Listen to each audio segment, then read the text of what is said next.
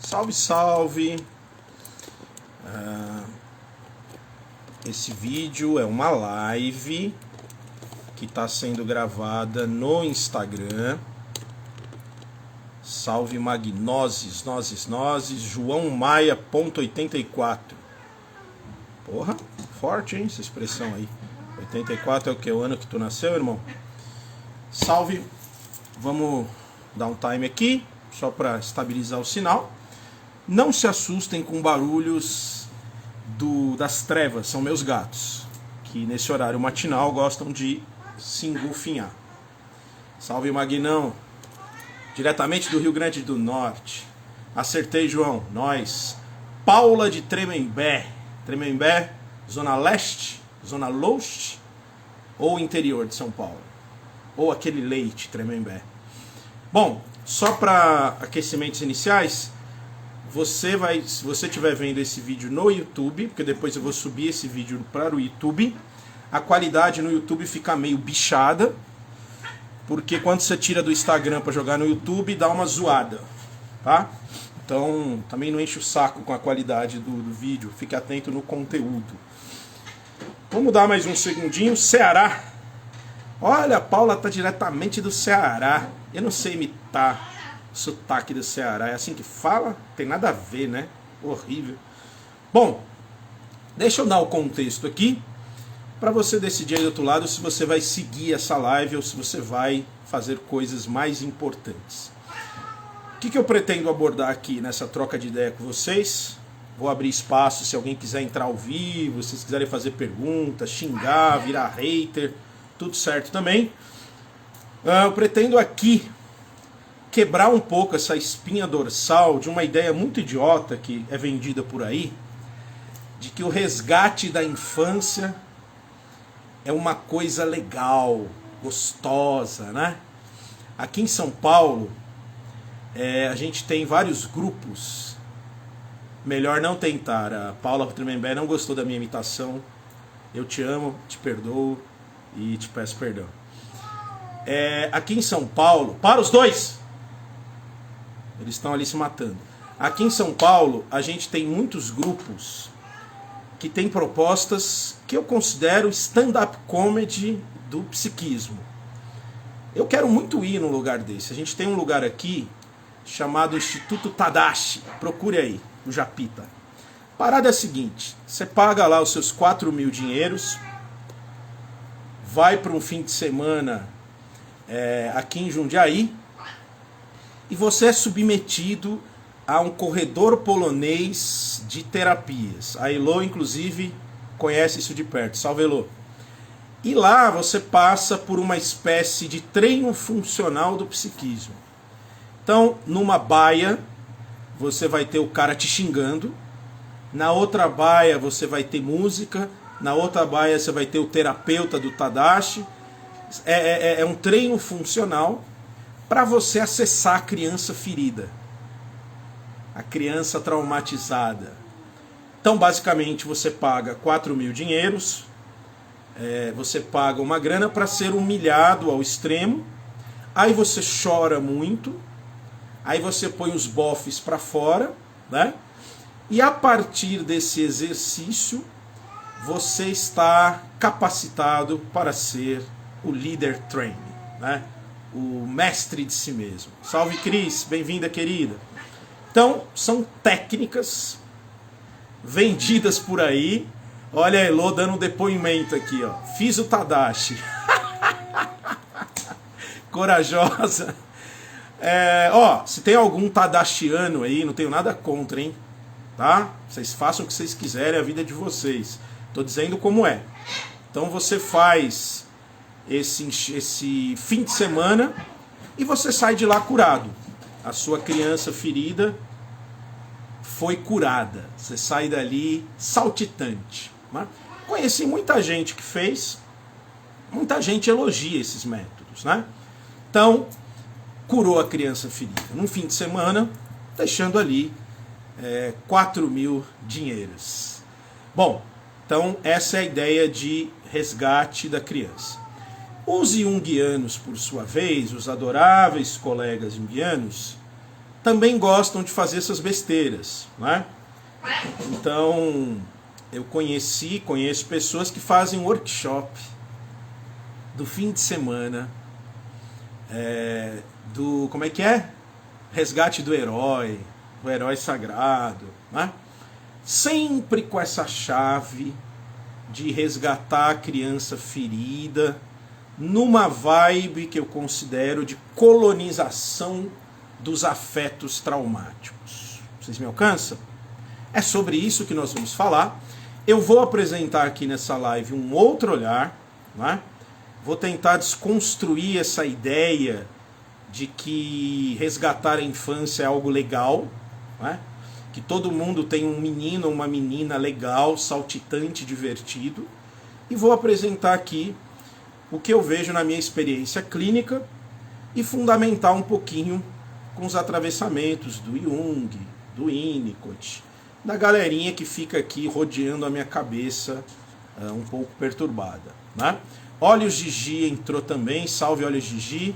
Eu já vi os pés de Gigi também, em breve ela vai mudar esse nick, as meias de Gigi, também vi. Bom, senhores, como estamos de tempo, vamos lá começar então. Dei aqui essa enrolada inicial e insisto, a ideia aqui é se comunicar. Pergunte, coloque dúvidas, expresse aí tudo que você quiser. Vamos co-construir aqui alguma coisa. Bom, primeiro ponto aqui. O Magnose coloca, ó, na ayahuasca tem algo quase parecido com isso, mas acho que não tem relação com psicologia. Sim, os ayahuasqueiros partem um pouco dessa proposta, né? Você toma o chá, você vai entrar na força e vai brotar ali aquilo que você precisa ver, né? E tem alguns ayahuasqueiros que fazem ritual, o Magno está coberto de razão. Então, eu já ouvi dizer de ayahuasqueiros que usam, que fazem a roda com o chá, e a proposta é trabalhar o sagrado feminino. Outro ayahuasqueiro traz o chá com a proposta de trabalhar a infância, né? Então tem muitos grupos, você tem propostas de pajés, salve Thaís querida, bem-vinda. Você tem propostas de pajés, por exemplo, aqui em São Paulo tem um lugar divertidíssimo, divertidíssimo. Eu fui lá e dei muita risada, eu achei aquilo incrível, eu pretendo voltar. Casa de Jaia. Se você está em São Paulo, não deixe de participar da Casa de Jaia. E havia lá uma proposta, foi o dia mais divertido dos meus rolês de sexta, que era o ritual do Osho, meditação ativa.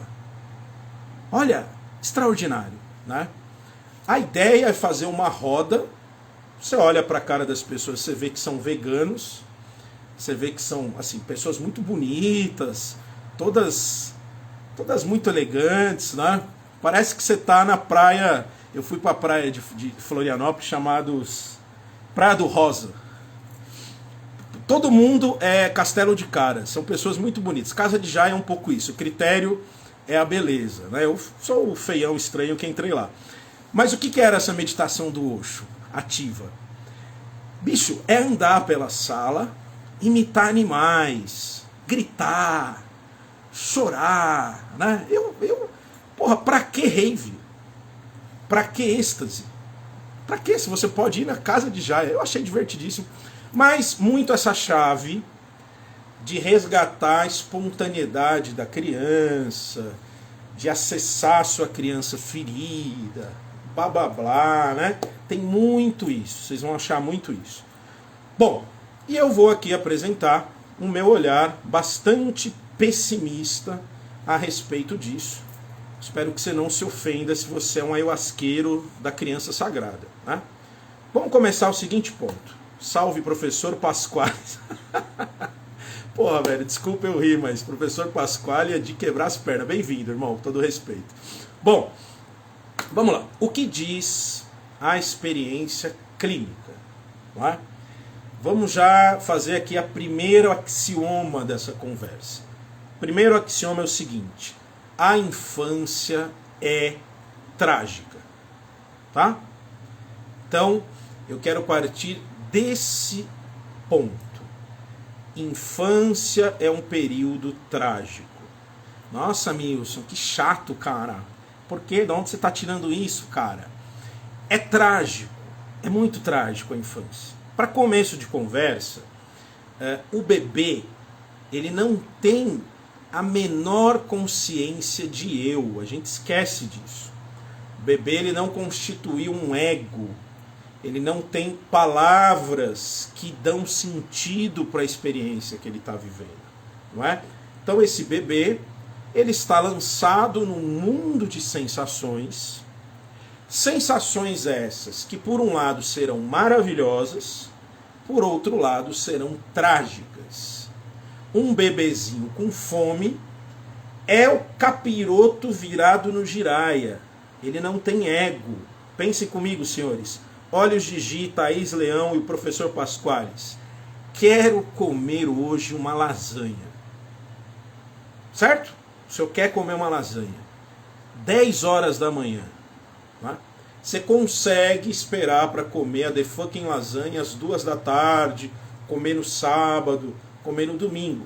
Para o bebezinho, nem a ideia de lasanha ele tem. Nem fome ele sabe que ele tem. Não é? Quiçá operar com o tempo. Né? Então o bebê vive as experiências como vida ou morte. Compreende? Então ele está ali totalmente tomado pelas sensações. Então já começa o trágico aí. Né? Poucas ideias. Então a infância já começa problemática. Se tudo der muito certo, que significa muito errado, né? A ideia da mãe suficientemente boa, que falha tal. Se essa coisa caminhar relativamente bem, esse bebezinho, ele vai ter um mix. Existem experiências horríveis no mundo e existem experiências boas no mundo. Aí a Melanie Klein fumando um charuto, cola nesse rolê, fala sei o bom, sei o mal, posição esquizoparanoide, posição depressiva. Eu imagino a Melanie Klein fumando charuto, não sei porquê. A Gi já começa a polemizar na live. Mentira! Eu na TPM não consigo esperar não. Olha aí. Já está problematizando a questão da TPM, desqualificando o macho na live. Essa é a Gi. O Magno comenta. Mas o resgate da criança, não teríamos que definir a idade? Ou esse resgate é também dos primeiros dias de vida? Ô Magno, faz pergunta mais simples aí, né, velho? Você quer me encurralar, você quer me queimar na live, né? Calma lá que a gente vai chegar aí. Primeiro falando do bebê. Agora corta pro adulto, para não ficar chato, né? Porque vocês já estão pensando, vou embora dessa bosta. Quem quer se falar de bebê? Nem filho eu tenho, eu já sou um adulto. Formado, Nilson. Eu quero objetividade, né? Para começo de conversa. Grande parte do seu sofrimento que hoje você está experimentando aí do outro lado, rompimento de relação, se fudeu no trabalho, deu para uma outra pessoa e está com culpa, está com dívida, seu trabalho está ruim, né? Eu só estou falando de trabalho, né? Não consegue se divertir, encheu o rabo de maconha e está todo lascado, começou a cheirar cocaína, não consegue largar isso aí. Os seus sintomas que você não fala no Instagram para ninguém, você guarda aí para você. Ansiedade, boa Ana. Ana já entrou causando. Ansiedade, depressão, insônia. A base desses problemas que vocês carregam e eu carrego os meus, a base estrutural disso são as experiências que você viveu enquanto bebê. Não é? Mas Milson, que viagem, velho. Eu não lembro nada. Eu não lembro nada desse papo de bebê. Não é? Eu vivi uma experiência muito peculiar, que eu carrego um pouco isso mais acentuado, digamos assim, porque eu atravessei a experiência da adoção, não é? Sou filho adotivo, e não só por isso, por eu fazer muita análise e trabalhar com essa parada, eu mergulhei mais a fundo nessa experiência. Né? E aí, depois de muita doidice, eu resolvi ir atrás da mãe biológica. Tá? Uma história que eu conto lá no vídeo, não vou aqui entrar. Uma jornada muito louca de sei lá o quê. E eu encontro a mãe biológica. Né? Eu tenho um encontro com essa mãe biológica. Rapaziada e mulherada, o bagulho, as catarses, quando eu senti a pele dessa mulher, quando eu a toquei, quando eu materializei essa experiência, eu tenho certeza de que eu acessei no meu corpo o registro de uma memória de pele. Pele. Não só isso. Antes de encontrar essa mãe biológica, eu fui ao hospital que eu nasci em Belo Horizonte, curiosamente, pasmem, chamado, aliás, localizado na Avenida do Contorno. Ai, muito engraçado, né? Eu fui em busca de contorno. Quando eu entrei nesse hospital, eu senti experiências corporais, sinestésicas, que certamente eram memórias da época de bebê que eu fiquei no maldito, no fucking hospital. Tá? Então aonde eu tô querendo chegar com esse papo, Ana, Luiz, Vi, Thaís, sei lá mais quem tá aí. Uma boa análise, quando ela vai se aprofundando, ela vai acessar as experiências primitivas do sujeito. Ou seja, de algum modo, você vai acessar um terreno que é pré-verbal. Eu estou me fazendo claro? Me ajudem aí, deem feedback, porque o assunto é muito complexo. Tá? Bom, então, o que é esse terreno pré-verbal? O terreno pré-verbal é o terreno da infância mais primitiva. Né? Tem um problema nessa história. Nós temos amnésia infantil. Por mais cabeçudo que você seja, por mais top o seu hipocampo, você não vai lembrar do que você fazia enquanto um bebê de 6 meses. As tetinhas de mamãe eram boas? Leitinho que mamãe colocou na sua boca era gostosinho? Ou era um bico meio duro, meio estranho, que você, bebê, ali mordeu, você queria arrancar o pedaço daquele bagulho, né? Que porra é aquela que você estava vivendo de bebezinho? Né? Você deu aquela calibrada na fralda, trocaram você rápido, você ficou ali meio assadinho, né? Você se irritou, sua virilhazinha de bebezinho, coisa mais linda a pele de bebê, né? Sua virilhazinha de bebezinho queimou, né? Veja. Eu vou fazer um corte aqui muito maluco. Supondo que você viveu uma sensação intolerável ali como bebê. Intolerável. Alguma coisa ali no seu órgão genital aconteceu. Você vai para a cama hoje e você pode ter registros dessas experiências. Sacou? O bagulho vai se conectando, malandro. A parada vem, né? Gi coloca o seguinte. Muito louco, né? Tenho curiosidade por terapia haitiana. Porque não sei se assim se escreve, mas deu para entender. Por conta dessa consideração mais corporificada. Eu também tenho. Eu já fiz algumas terapias corporais, não haitianas. Eu fiz Keleman, que é pós-haitiano. Gostei muito. Ana PBDS. Isso é do BDSM, Ana? Devia ser bom. Mamei até 4 anos.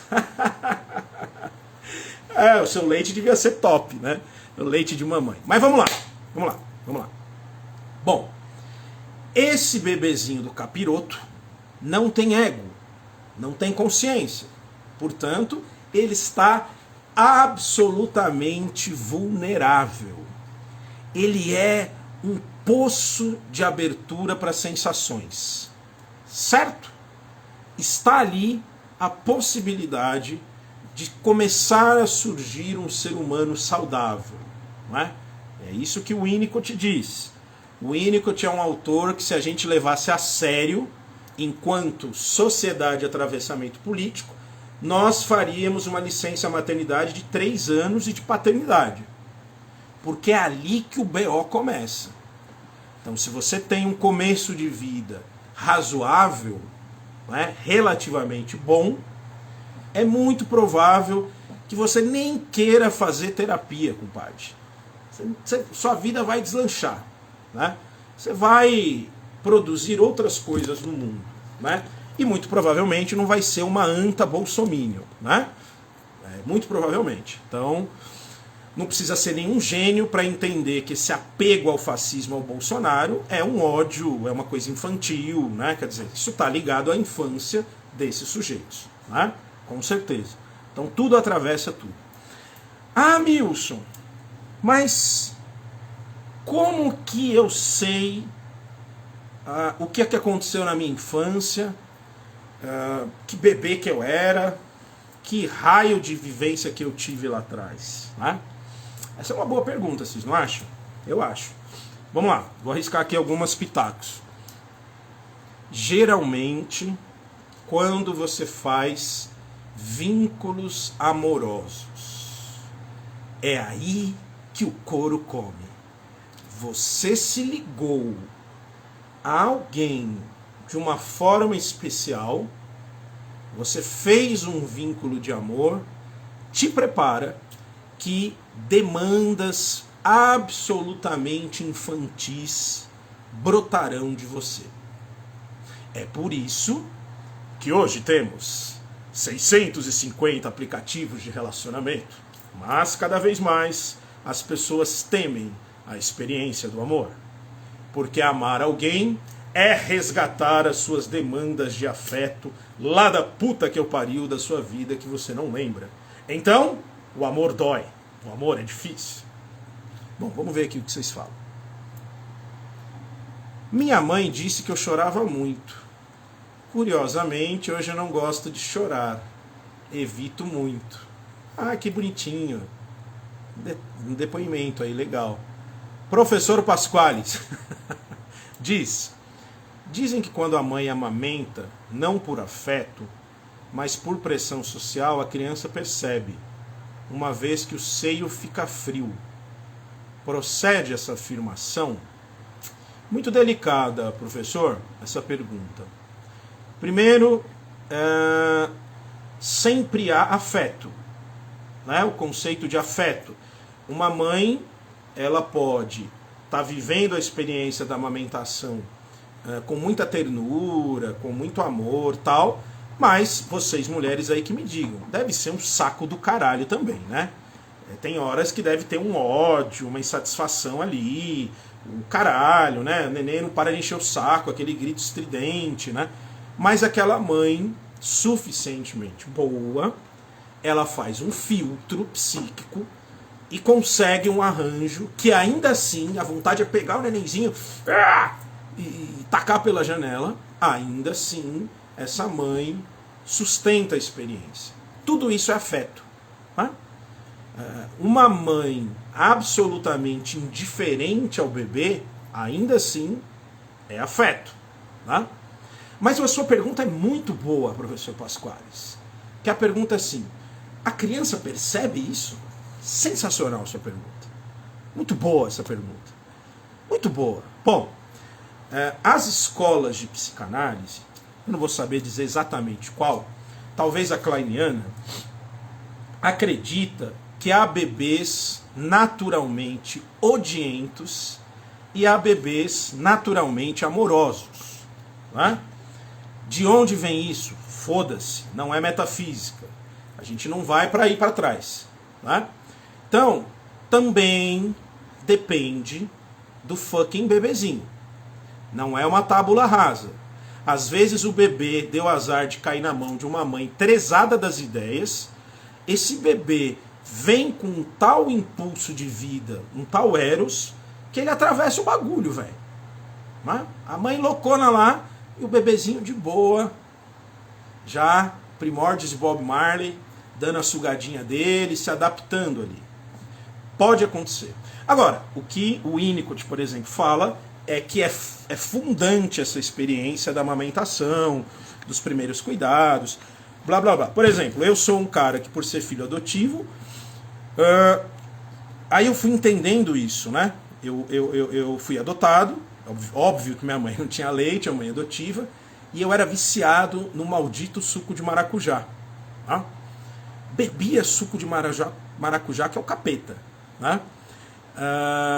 E eu tinha muitos problemas de pele. Né? Muitos problemas de pele. Certeza que são indícios dos BOs iniciais que eu tive que lidar ali com esses corpos diferentes. Tá? Bom, Vivi põe um monte de potássios aqui. Fred Nobrega. Você é do forró, mano? Bem-vindo. A Ana coloca: acho que sim. Esse lance do seio é assim. Porque tem criança que para de mamar sozinha. Exatamente. Eu surtei muito em amamentar, mas não conseguia parar. Dei de mamar até 3 anos e meio. Mas não dormi um pingo nesses 3 anos. Tadinha, Jesus. Ailo, eu fui um bebê muito calmo. Devia ficar deitadinha, assistindo a vida dos adultos. É a impressão que eu tenho. Agora eu vou problematizar. Se a gente não tem memória da infância e do bebê, como é que a gente constrói a noção de que tipo de criança e bebê que a gente foi? Aí tem chaves muito interessantes. Senhores, a memória é uma construção relacional. A memória também é construída a posteriori, quando alguém narra a nossa história. Certo? Por exemplo, agora eu vou dar um salto para a clínica. Às vezes eu estou lidando com pessoas na clínica que foram absurdamente violentadas, desprezadas e negligenciadas. Não é? E quando esse sujeito começa a falar da infância dele, ele apresenta uma infância alecrim. Não, não, eu tive uma infância maravilhosa. Eu amo meus pais me amam, blá blá blá. O sujeito apresenta uma narrativa alienada, não é? E aí o que acontece, gente? Pense comigo. O que acontece se a gente conta uma narrativa alienada no mundo adulto? Silêncio lacaniano. Diga aí. Se um sujeito é alienado da própria história, o que acontece no mundo adulto? Pensem comigo.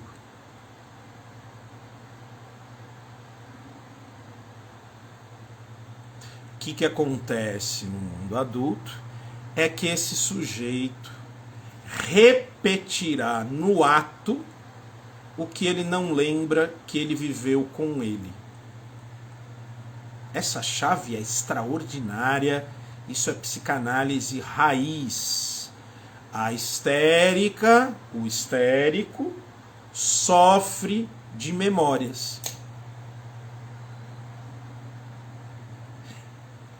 Galera, isso é extraordinário. Extraordinário. Por que eu me relaciono com caras canalhas, cara? Eu não sei o que acontece. Eu já fiz workshop do Tadashi, eu já li toda a literatura feminista pós-moderna, eu já fiz a dança para Shiva, eu fiz o Golden Shower de Jeová, eu passei com o pajé, eu já fui evangélica, eu já fui o diabo, mas eu tenho o dedo podre. Eu atraio homens abusivos, traidores, estranhos, malucos, blá blá blá, blá blá blá, blá blá blá, blá blá blá. Por quê? Muito provavelmente você está repetindo no ato algo que você viveu lá atrás que está inconsciente. Geralmente no amor essas merdas dá. Né? Geralmente no amor. Por exemplo, deixa eu contar aqui um testemunho, né? Eu fico dando testemunho, me queimando, foda-se. A Vivi fala: eu fiz o workshop do Tadashi. Dê o seu testemunho, Vivi. Tadashi é foda, mano. Eu quero ir nessa porra pra me divertir. Ó, deixa eu contar um negócio. Certa vez, sem expor aqui, porque eu não tô expondo a pessoa e tal, eu me enlouqueci lindamente. Foi uma das experiências mais lindas da minha vida. Eu sou muito grato a essa pessoa. Mas foi um processo de filme. Comecei a conhecer uma pessoa X, né? E um belo dia, na Vila Mariana, lugar, né? Quando eu vejo, eu tive uma sensação epifânica, sem brincadeira. Era como se toda a minha libido, que estava espalhada, né, por aí, se concentrasse naquele ser. Né? Eu fui tomado, sequestrado, e para mim eu dei um nome para aquilo de amor. Amor é divino. Fiquei enlouquecido por essa pessoa, e para o meu azar, essa pessoa correspondeu. Azar e sorte, e eu vou explicar o porquê. Essa pessoa tinha uma outra relação, né? E essa pessoa, ela se relacionava comigo, os clássicos triângulos, né? Quem nunca? Só vocês aí, só os alecrim que não. Mas quem nunca entrou no triângulozinho? Essa pessoa, ela não era inteiriça na relação comigo, tá? Ela mostrava um pedaço e não mostrava outro. Depois eu vinha descobrir que era uma dissociação. Mas eu achava na época que era a pessoa da minha vida. Só da minha vida, velho. Eu cheguei ao cúmulo, ganhava muito mal nessa época, de entrar numa loja, no Shopping Ibirapuera, e comprar um maldito pulseira de sei lá o que, de pérola, o caralho, me embucetei de dívida, desculpa a palavra, me empiroquei de dívida, e dei essa joia para essa pessoa, né? E eu estava vivendo ali uma experiência não egóica. Tinha nada de consciência. E a galera começa, sai disso. Para, velho. Coisa burra. Né? Vocês que já viveram experiência assim vão entender o que eu falo. Bom, fiquei nessa experiência 2 anos. Absolutamente perturbado. Isso mexeu em todas as áreas da minha vida. Isso foi um auê na terra. Até eu entender. Primeiro a gente se fode. Depois a gente entende. O que eu entendi? Olha que coisa simples. Mas a coisa veio pela pele. Pele, entendam isso? O que eu entendi? Essa criatura, metade com você, metade sem você, era o espelho da minha dissociação com a minha própria raiz biológica. Da hora, né? Mas isso não é teoria. Sacou? Não é teoria. E aí, quando eu entendi esse nó, eu me afastei, a projeção foi recolhida e eu vi a pessoa tal qual ela é. E hoje, se eu vejo essa pessoa, eu olho dissociada. Meu erotismo não está mais nela. Se ela tirar a roupa e vir com flores, quero amar você, eu falo, muito obrigado, agora eu sou de Jesus. Bom, brincando, mas vocês entenderam a conexão que a gente vai fazendo com as paradas? Deixa eu ver os comentários aqui de vocês. Pera aí. De novo a Vivi põe um monte de potássios. Professor Pasquales, repete as experiências, seja por atração ou por rejeição. Boa. Nunca liguei muito para esse lance do amor. Ah, Ana, conta outra. O Linho. Fica problemático uma responsabilização razoável de si. Totalmente problemático. Um monte de caras rindo. A Ana, se ela não era íntegra na outra, como seria contigo? Moralizou o rolê. O bagulho não é assim na pista, não. Mas não precisa ser muito inteligente para saber, cara. E quem disse que a gente é inteligente, fia? Já vou voltar nisso. Linho Moraes, eu já entrou no triângulo. Ailô, quem nunca? Potássios. Praxis pura. Magno, de Jesus... Tamo fraco, tranquilo, pedagógico. O Magno, cara, você é muito engraçado, gosto desse lance do deboche. Eu me dedico muito a essa página, e aí eu perguntei um dia nos stories sobre alguma coisa de humor e falaram que a página de humor que eles seguem é a minha. Eu falando um bagulho mó sério, cara. Mas enfim, vamos lá.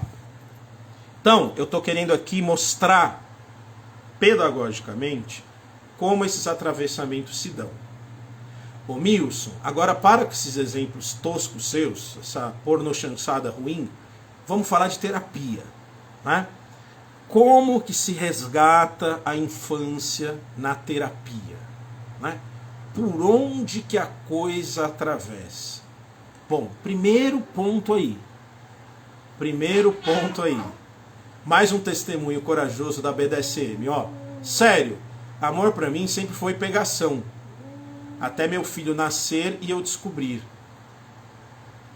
Nossa, me deu uma parada edipiana aqui. Depois eu volto aí, Ana. Deu uma confusão danada aqui na minha cabeça. Mas olha só. Como que é esse resgate da infância? Primeiro que esse termo resgate da infância é uma idiotice. Não? É um termo colonizador. Como se tivesse na mão do analista apertar um botão, né?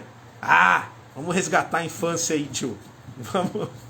Vamos voltar à infância, né? Primeiro que não é assim que a coisa se dá. O infantil em nós, salve Andréia, o infante em nós, primeiro que ele nunca foi embora.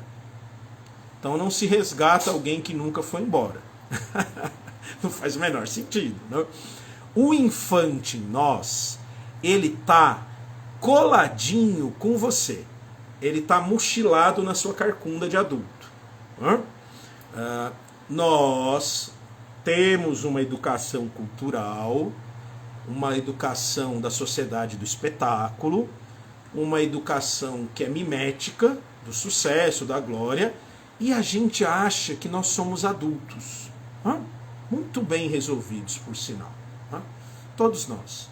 Então, para começo de conversa, o infante está aí.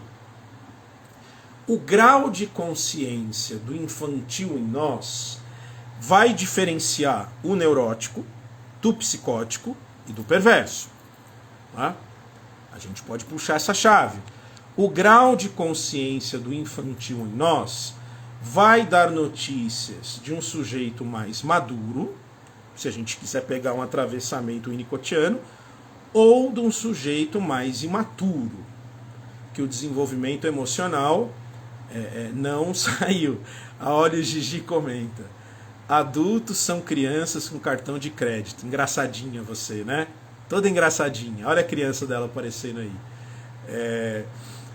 Então, o adulto, ele carrega o seu infantil, né? Bom, vamos lá. Então, o resgate já não faz sentido. Poderíamos substituir a palavra resgate por reconhecimento. Reconhecimento, não é? E isso é uma paulada no ego. Reconhecer o infantil em nós é uma paulada no ego, tá? Deixa eu trazer aqui agora a contribuição desse livro, que ele é bem foda, porque ele tem uma hipótese bem determinista, que às vezes eu discordo, mas é fantástico. O nome do livro chama O Drama da Criança Bem Dotada. Como os pais podem formar e deformar a vida emocional dos filhos. Alice Miller. E olha, eu quero ler aqui um trechinho, que eu acho muito bom para a nossa prosa. Perguntas até aqui?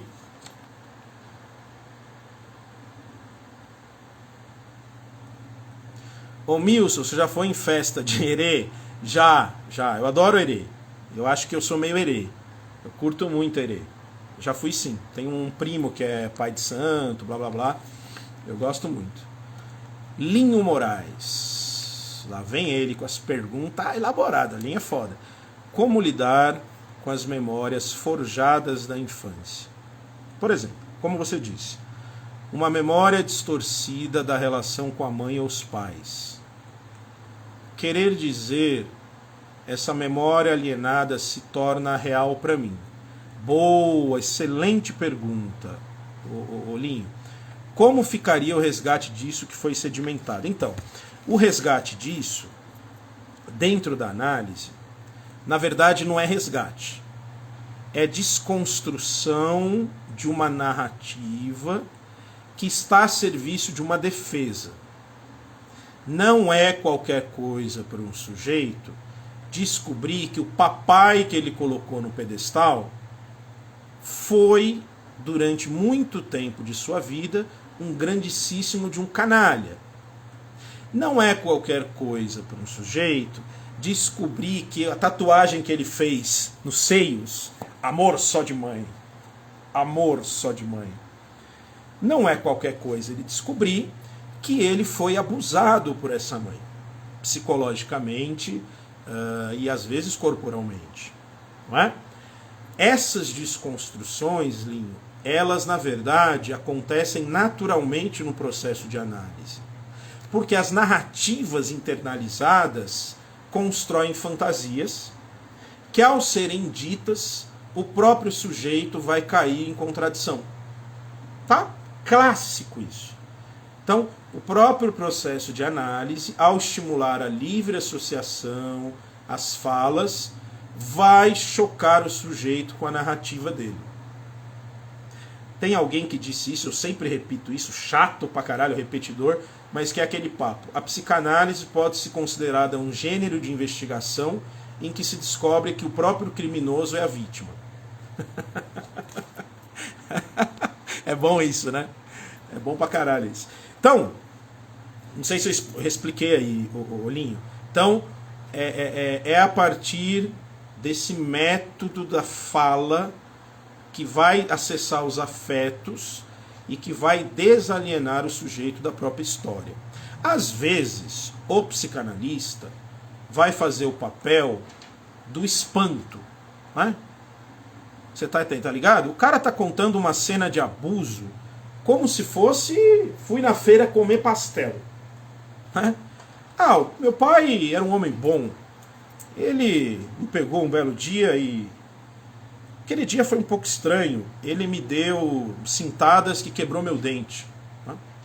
A narrativa do sujeito está desafetada. De repente, num processo transferencial, o psicanalista breca e faz um espanto, faz um semblante, entra e faz uma provocação, seja lá o que for. Vai furando o discurso. Por isso que Tadashi, Companhia Ilimitada, não tem tanto alcance.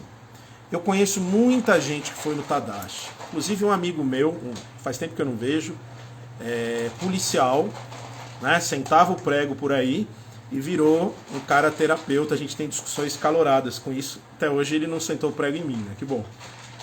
Por quê? Porque essas experiências catárticas, Tadashi, Ayahuasca e Companhia Limitada, elas fazem sim efeitos, mas são temporários. Sacou? Os conflitos originários não vão embora desse jeito. Eles se movem e retornam. Por isso que a análise demora. Deixa eu ver aqui os comentários. O Ani Bargueretestas, Ave Maria. O que é isso? Traduz pra mim. Mandou um monte de carinha rindo. O Rodrigo Usba. Desconstruir uma lembrança que está a serviço de uma defesa. Isso. Olha o Gigi. Não tem caminho certo para esse resgate. Inclusive o desafio em não se embolar nas referências coletivas. Boa, Gi. Por isso, Carlos Gustavo fala da individuação. Salve, Heitor. Bom, eu quero ler então um trechinho aqui da Alice Miller. Olha que coisa bonita, tá? Pega seu lápis aí e anota. Não vai embora não, Magno. Eu deixei isso aí. Pode ficar aqui na live, irmão. Nada de ir embora. Ó, vamos lá. A experiência nos ensina que temos apenas... Volta. A experiência nos ensina que temos apenas uma única arma duradoura na luta contra as doenças mentais. Olha que aposta ousada. Se liga. A descoberta e a aceitação da história única e específica de nossa infância. Pegou? É possível nos libertarmos totalmente das ilusões? Olha a pergunta do Paulo aí. Toda e qualquer vida é cheia de ilusões. Talvez porque a verdade nos pareça insuportável. Mesmo assim, a verdade nos é tão essencial que o preço por sua perda é adoecer gravemente. Dessa forma, procuramos descobrir, por meio de um longo processo, nossa verdade pessoal. Aquela que, antes de nos brindar com um novo nível de liberdade, dói continuadamente, a menos que nos contentemos com o reconhecimento intelectual, o que nos faz permanecer na esfera da ilusão. Vocês pegaram aqui o raciocínio? Se você teve uma infância de merda, se você teve um pai de merda, uma mãe de merda, se você viveu experiências traumáticas, é mais negócio isso ser validado, legitimado, sentido, integrado e compreendido do que as defesas que nós criamos para dourar a pílula, tudo isso inconscientemente, para não ter que lidar com o insuportável. Compreende? Porque se você faz defesas e você faz saídas em direção a um falso self, você vai trombar com tudo aquilo que foi negado nas relações projetadas. Tudo aquilo vai vir projetado. Tudo aquilo vai vir de fora para dentro, quando é de dentro.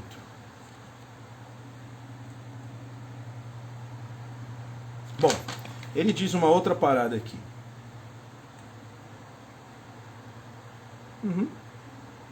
Que é mais ou menos isso que eu falei. Aqui, ó. Quer ver? Tem um trecho aqui que eu queria pegar. Sobre os maus tratos da infância. Olha que bonito isso aqui. A repressão aos maus tratos sofridos no passado leva algumas pessoas, por exemplo, a destruir a própria vida e a vida de outros, incendiar casas de estrangeiros, promover vinganças, tudo em nome de um patriotismo, a fim de ocultar a verdade de si mesmas e sentimentos de desespero da criança torturada. Pegaram? Outros reproduzem ativamente o sofrimento a que foram submetidos em clubes de flageladores, em cultos a sacrifícios de todos os tipos, no mundo sadomasoquista, chamando a tudo de libertação. As mulheres furam seus mamilos para pendurar brincos, posam para jornais e contam orgulhosas que não sentiram dor e que se divertiram com isso. Não há do que duvidar dessas afirmações, pois essas mulheres tiveram de aprender muito cedo a perder a sensibilidade. Calma lá aqui, não quer dizer que toda mulher que tem bagulho no mamilo, ou a galera do BDSM, tá encaixado nisso. Isso é um olhar apenas, tá? Não vamos generalizar. Veja, e o que não fariam hoje em dia para não sentir a dor da garotinha que sofreu abuso sexual pelo próprio pai e precisou imaginar que o atentado fora prazeroso? Uma mulher que sofreu abuso sexual quando criança, que negou a realidade de sua infância, está constantemente fugindo dos acontecimentos passados, com a ajuda de amantes, álcool, drogas ou ações excepcionais. Ela precisa estar continuamente ligada, a fim de não sucumbir ao tédio. Não se pode permitir um segundo de tranquilidade, quando seria possível sentir a ardente solidão da realidade de sua infância, pois teme esse sentimento mais do que a morte. Vocês entenderam?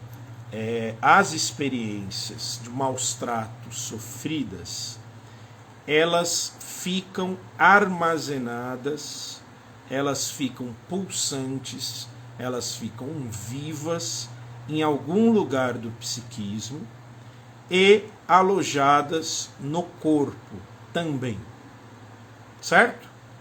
O sujeito que era uma criança e não tinha condições para dar conta daqueles maus tratos, ele se move com suas defesas inconscientes, se afasta daquelas experiências e tenta ir para frente como dá. Certo? Só que essa defesa, ela dura por um tempo. E fatalmente essa defesa, ao contato com a realidade, vai desabar. Desabando, a dor que esse sujeito não pôde sentir da palavra, da contorno e dar sentido até hoje aparece. A análise, nesse sentido, é um exercício de ajudar a desabar o que precisa desabar. Teve uma pessoa que me deu parabéns hoje pelo dia do psicólogo, e ela falou assim: ô Milson, parabéns por ajudar a pessoa a encontrar o melhor dela. Esses papinho clássico, né? E eu falei, nem de psicologia eu gosto, nem de psicólogo eu gosto, e não é isso que eu faço, não. Por quê? Porque não é esse o caminho de uma análise, né? Caminho de uma análise, inevitavelmente, é abrir espaço para que o sujeito reconheça suas dores, suas angústias, seus registros traumáticos, para que ele vá integrando isso na experiência dele, não é? E que ele vá fazendo novos arranjos mais interessantes para viver. Viver nunca é o melhor, a felicidade, a plenitude, a gratilux, né? Viver é ter que se virar com os opostos. Viver bem, amadurecer, significa que eu vou ter algumas experiências interessantes na vida e outras experiências que não são interessantes na vida, né? Então, seria mais uma pacificação frente aos confrontos, né? Com bons momentos, né? Agora, não é o que a gente faz, ajudar as pessoas a ver o melhor, não. Bom, para mim não é assim que funciona. Estamos caminhando para o final.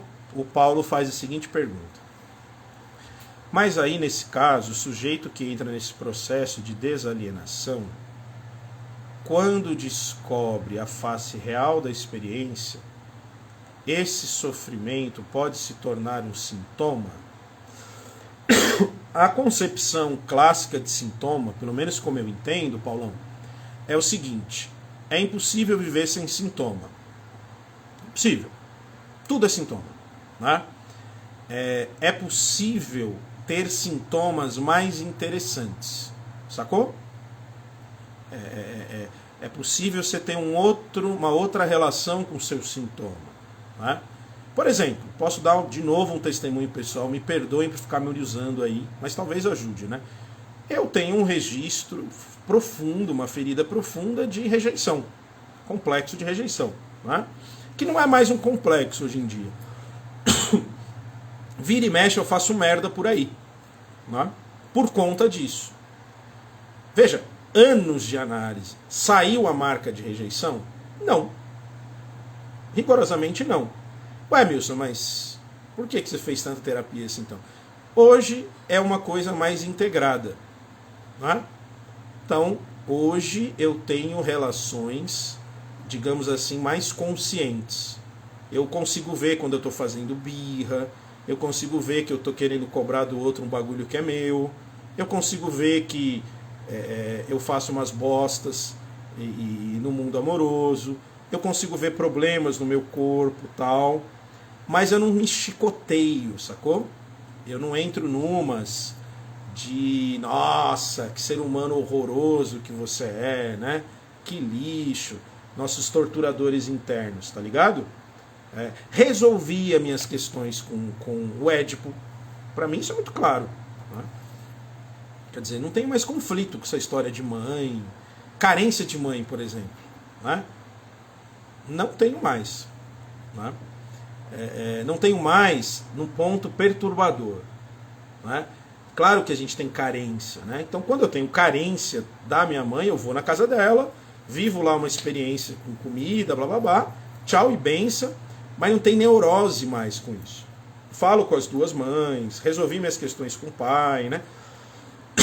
Isso dá uma liberdade isso dá um alívio psíquico profundo, né?